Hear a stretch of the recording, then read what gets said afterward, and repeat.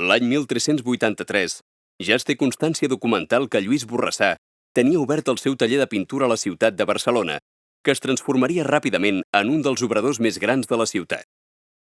El Gran Retaule de Santa Clara és l'obra més important conservada de l'artista i s'ha considerat unànimement com una de les obres mestres de la pintura europea del primer gòtic internacional.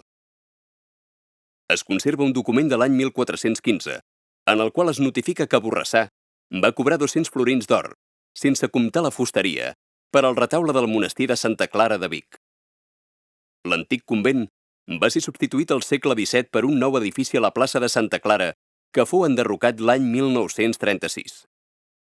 Al centre del retaule, a sota del cimal amb el Calvari, hi ha l'escena de Sant Francesc, entronitzat amb la ferida oberta, lliurant la regla a Santa Clara i als frares, instituint així els 3 ordes franciscans.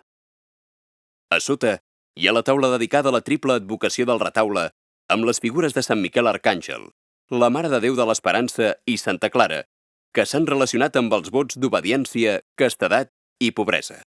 El contingut iconogràfic general del retaule destaca la importància dels franciscans i dels dominics en la predicació de l'Evangeli i l'esperança de la salvació humana.